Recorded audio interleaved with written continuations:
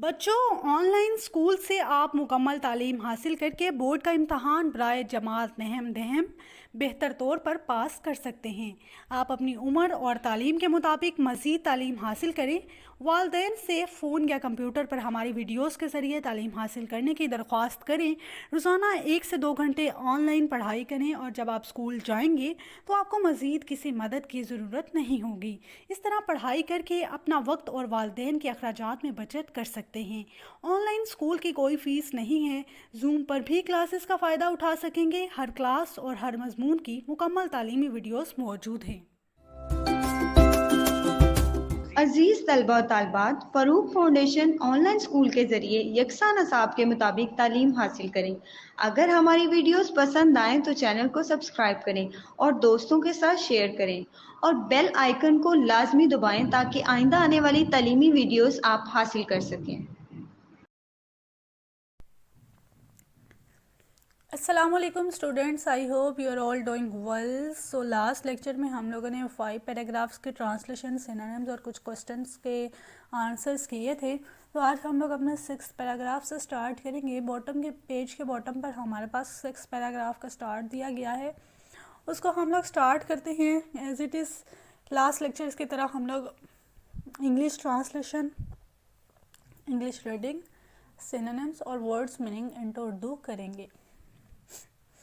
Student start करते हैं paragraph 6 से। Most of the villages have only 1 or 2 Wales.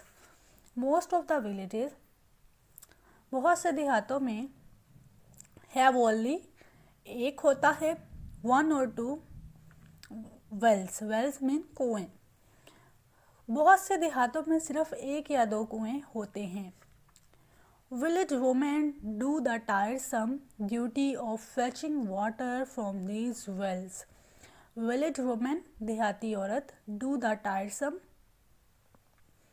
Tiresome means यानी कि ऐसा, मतलब कि बहुत थकाने वाला काम करती है, यानी बहुत मेहनत वाला काम करती है। टायरसम जो है यहाँ पर बोल्ड है तो इसका मैं सिनोनिम आपको बताती जाऊँ।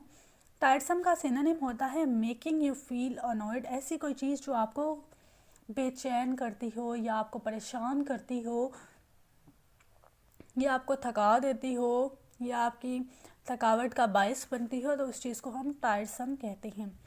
देहाती औरत do the tiresome duty of fetching water from this wells. Duty यानी जिम्मेदारी, responsibility of fetching. Fetching mean होता है निकालना, यानी कि कुछ किसी जगह से कुछ निकालना। तो मेनली आप इसका सिनोनिम देखें तो आएगा सर्चिंग, यानी कि get something from any source. Get something from any source यानी कि किसी एक ज़रिए से कुछ निकालना। ठीक है। देहाती औरत अनथक मेहनत के साथ कुओं से पानी निकालने की जिम्मेदारी पूरी करती है। 2 सिनोनिम थे इसमें। टायरसम का था मेकिंग यू फील अनॉयड और फेचिंग का मतलब था सर्चिंग, यानी कि निकालना या फिर get something from the source. They also work with their mail family members in the fields.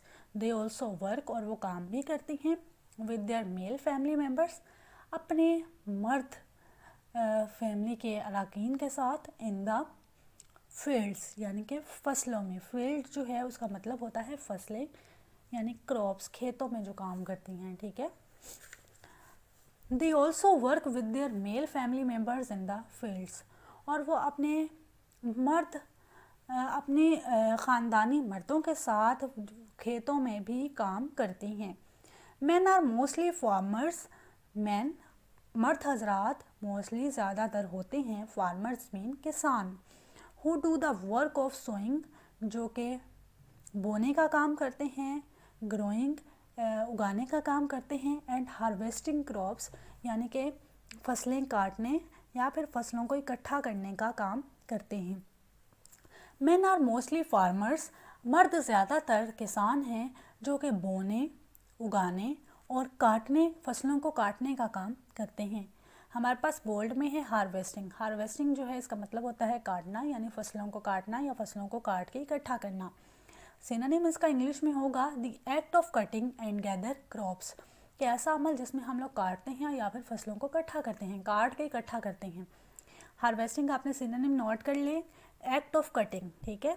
It is all together a hard and टायरसम work. ये काम बहुत ज़्यादा सख्त और थकाने वाला काम है। आपको पता है ना कि आपने भी डिफरेंट विलेजेस में देखा होगा कि जो गांव वाले लोग होते हैं उनके काम बहुत हैवी होते हैं, इतनी हैवी मशीनरी यूज़ करके इतना हैवी काम कर रहे होते हैं, धूप के अंदर बैठे हुए होते हैं, तो वो काम बहुत ज़्यादा हार्ड होता है और थकाने वाला होता है। तो स्टूडेंट्स, मैं इसकी ना जो पैराग्राफ 6 है ना, इसकी ट्रांसलेशन एक दफ़ा ओवरऑल बताती हूँ। सिनोनिम्स जो मेन इंपॉर्टेंट 3 हैं हमारे पास थर्ड 6 पैराग्राफ में। पहला जो सिनोनिम है डेट इज़ टायरसम एंड सेकंड है फेचिंग। टायरसम में जो है हमारे पास इसका जो है टायरसम का जो मतलब है वो है making you feel annoyed. Fetching का मतलब है सर्चिंग। हार्वेस्टिंग का मतलब है कटिंग, एक्ट ऑफ कटिंग, ठीक है। एक दफ़ा दोबारा से इंग्लिश रीडिंग करके मैं आपको एज अ होल इसके ट्रांसलेशन उर्दू में बताऊंगी, तो आपने इसको बहुत अच्छे से गौर करना है। Most of the villages have only 1 or 2 wells. Village women do the tiresome duty of fetching water from these wells. They also work with their male family members in the fields. Men are mostly farmers who do the work of sowing, growing and harvesting crops. It is altogether a hard and tiresome work. बहुत से गांव में सिर्फ 1 या 2 कुएं होते हैं। देहाती औरत अनथक मेहनत के साथ कुओं से पानी निकालने की जिम्मेदारी पूरी करती है और वो अपने फैमिली के मर्दों यानी अपने ख़ानदानी मर्दों के साथ खेतों में मिलकर काम भी करती हैं। बहुत से आदमी किसान हैं जो कि सिर्फ बोने, उगाने और फसलें काटने का काम करते हैं, जो कि एक बहुत सख्त और थका देने वाला काम है। स्टूडेंट, इसके साथ हमारे पास ना एक क्वेश्चन दिया गया है, what is the daily routine of the villagers की डेली रूटीन क्या है। तो जो पैराग्राफ 6 है वो आपने पूरा पैराग्राफ जो है वो इसका आंसर मार्क करना है। यानी कि most of the villagers have only 1 or 2 wells. Womens जो हैं उनकी ड्यूटी है, village women do the tiresome duty of fetching water from this wells. They have worked with their male family members in the fields. Men are mostly farmers who do the work of sowing, growing and harvesting crops. It is altogether a hard and tiresome work. इसका आपने answer भी याद करना है, ठीक है students. अब हम लोग देखेंगे 7th पैराग्राफ। पहले मैं आपको इसकी इंग्लिश रीडिंग कर दूँ, दैन इसके बाद मैं आपको वर्ड्स मीनिंग बताऊँगी, सिनोनिम्स बताऊँगी और फिर मैं इसका जो है वैसा होल आपको उर्दू ट्रांसलेशन बता दूँगी, ठीक है। A village has a rural health center where patients are checked and given medicines. A village normally has small shops situated here and there. For shopping in bulk, the villagers have to go to the nearest town. A village, एक गांव में, has a rural health, rural यानी कि देहाती, health center, सेहत के लिए जो सेंटर बनाए गए, सेहत का मरकज़, वेयर पेशेंट जहाँ पर मरीज़ आर चेक किए जाते हैं, एंड गिवन मेडिसिन और अद्वियात दी जाती हैं। गांव में एक देहाती सेहत का मरकज़ भी होता है जहाँ पर मरीज़ों को चेक किया जाता है और उनको दवाइयाँ भी मुहैया की जाती हैं। आ विलेज, एक गांव, नॉर्मली आमतौर पर है स्मॉल शॉप्स, छोटी दुकानें होती हैं, सिचुएटेड वाक़या होती हैं, हियर एंड देयर, इधर उधर। एक गांव में छोटी दुकानें भी वाक़या होती हैं। For shopping in bulk, for shopping यानी कि ख़रीदो फ़रोख्त के लिए, इन बल्क मीन होता है ज़्यादा तादाद में, यानी बहुत ज़्यादा शॉपिंग। सिनोनिम इसका मैं बता दूँ, a large quantity. Bulk means a large quantity. The villagers have to go to the nearest town. ज़्यादा सारी ख़रीदो फ़रोख्त के लिए देहातियों को दूसरे कस्बे जाना पड़ता है या करीबी कस्बे जाना पड़ता है। 2 इंपॉर्टेंट सिनोनिम्स हैं इसमें। पहला है रूरल जिसका सिनोनिम है विलेज। सेकेंड सिनोनिम है बल्क जिसका सिनोनिम है अ लार्ज क्वांटिटी। ओवरऑल इसकी उर्दू ट्रांसलेशन बता रही हूँ कि गांव में एक देहाती मरकज़ सेहत भी होता है जहाँ पर मरीज़ों को चेक किया जाता है और अद्वियात फराहम की जाती हैं। हर गांव में छोटी दुकानें इधर उधर वाक़या होती हैं।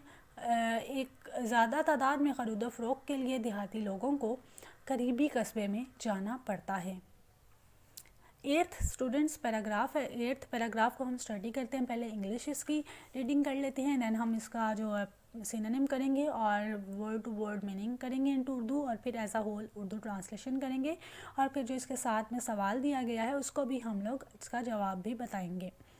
The village panchayat work for the welfare of villagers and look after the need of the people. It helps the villagers by settling their disputes. It also helps in improving their working and living conditions.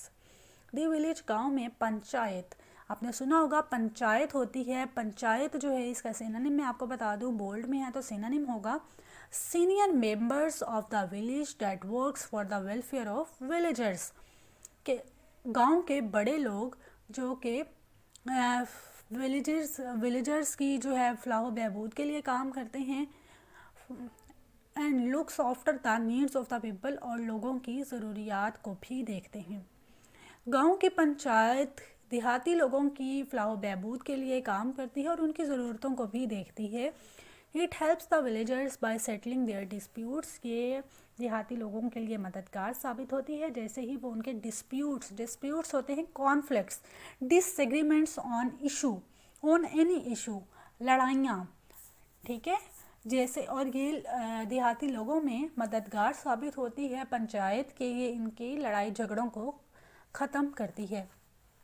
It also helps in improving their working, और ये बेहतर बनाती है, और ये बेहतर बनाने में मददगार साबित होती हैं उनके काम और उनकी रहन सहन की जो कंडीशंस होती हैं, हालत होती हैं, उनको भी बेहतर करती है। स्टूडेंट्स, दो इसमें सिनोनिम्स थे। पंचायत का सिनोनिम है senior members of the village that work for the welfare of villagers. Second जो वर्ड है उसका सिनोनिम है डिस्प्यूट का जो सिनोनिम है that is disagreement on any issue.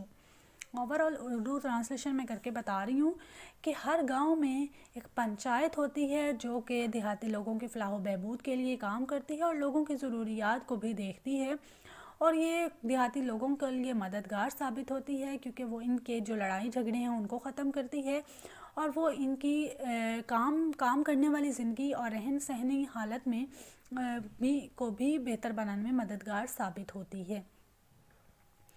अब इसमें साथ में हमें क्वेश्चन दिया गया, what does the panchayat do for the villagers, panchayat जो है वो विलेजर्स के लिए क्या करती है, देहाती लोगों के लिए।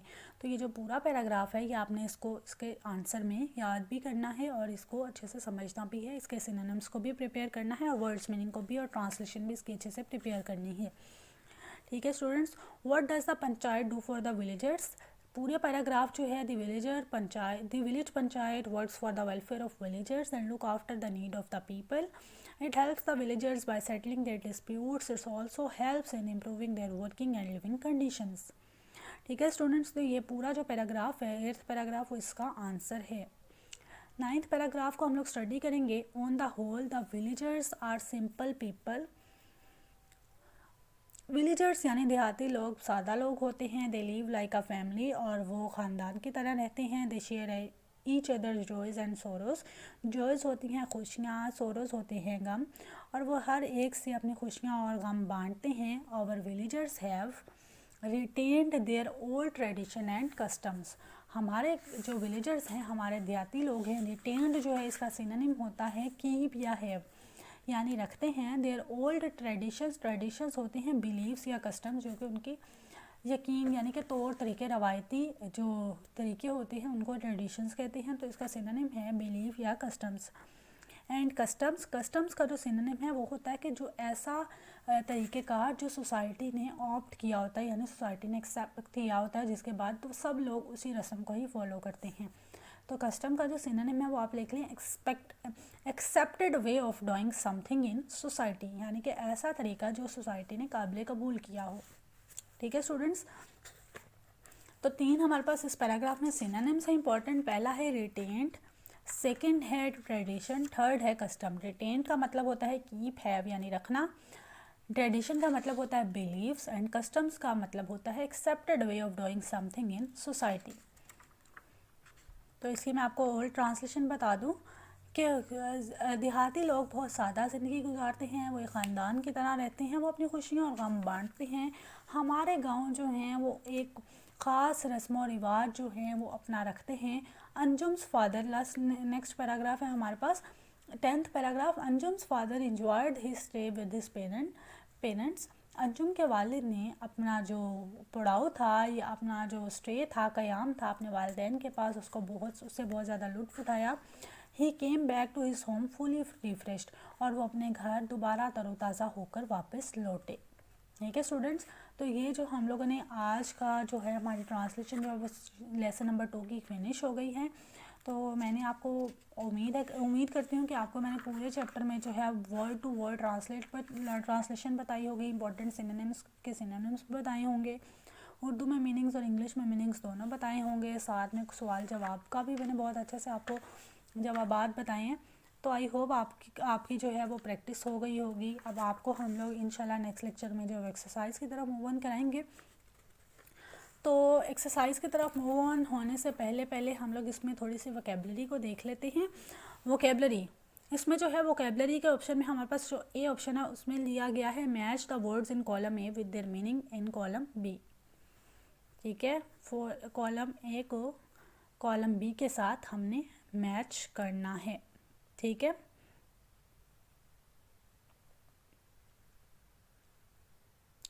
अच्छा सबसे पहले है हमारे पास फोडर। फोडर जो है वो है फूड फॉर कैटल। ठीक है, फूड फॉर कैटल से आपने मैच करना है। लोन, लोन का आपने मैच करना है money given to be return over a period of time के साथ। पॉपुलेशन को आपने मैच करना है inhabitants of the village, town, city और कंट्री। ठीक है, सराउंडिंग को आपने मैच करना है नेबरहुड ऑफ एन एरिया के साथ। फ्यूल को आपने मैच करना है मटेरियल फॉर बर्निंग के साथ। ठीक है स्टूडेंट्स, बी कैटेगरी को हम देख लेते हैं। कंसल्ट रेसस यानी synonyms and find the synonyms of the following words. ये स्टूडेंट्स आपने सेल्फ असेसमेंट के तौर पर खुद इसको प्रिपेयर करना है। ठीक है, ढूंढने हैं आपने इसके सिनोनिम्स, एक एक मैं आपको बता देती हूँ, बाकी आपने खुद करने हैं। ठीक है, तो सबसे पहले मैं आपको एक्सचेंज का एक बता दूँ। तो एक्सचेंज का मतलब होता है एक दूसरे से तब्दील करना, यानी कि लेना देना। ठीक है, एक्सचेंज ही मीन्स, एक्सचेंज का मतलब होता है एक दूसरे से अदला बदली करना। ठीक है, तो मतलब है to share something with other. Produce का आपने करना है पैदा करना यानी क्रिएट। पॉल्यूशन जो है डस्ट या डस्ट जो है वो उसमें आ जाएगा। कस्टम्स में आपने करना है कि an opted way, an accepted way of doing something in society. तो एक एक मैंने आपको बता दिया, एक एक आपने खुद इसकी प्रिपरेशन करनी है। Reading for comprehension, read paragraph 3 of the lesson and identify topic sentence और स्पॉटिंग सेंटेंस। थर्ड पैराग्राफ को आपने रीड आउट करना है, उसका टॉपिक सेंटेंस यानी मेन सेंटेंस बताना, और उसका एक्सपोर्टिंग सेंटेंस भी जो है उसकी भी एग्जांपल्स आपने यहाँ पर बतानी है। ठीक है स्टूडेंट्स, तो इंशाल्लाह नेक्स्ट लेक्चर में हम लोग फर्दर इसके एक्सरसाइज की तरफ मूव ऑन करेंगे। तब तक आप इस चीज़ को बहुत अच्छे से प्रिपेयर करें, एक्सरसाइज बहुत अच्छे, वो ट्रांसलेशंस और जो सिनोनिम्स हैं, वर्ड मीनिंग है, इन सबको बहुत अच्छे से प्रिपेयर कर लें। I wish you all the best of luck. इंशाल्लाह नेक्स्ट लेक्चर में हम लोग मुलाकात करते हैं with the new thing, that is the questions of lesson number 2 are villages. Best of luck, अल्लाह हाफिज़, बेस्ट ऑफ लक।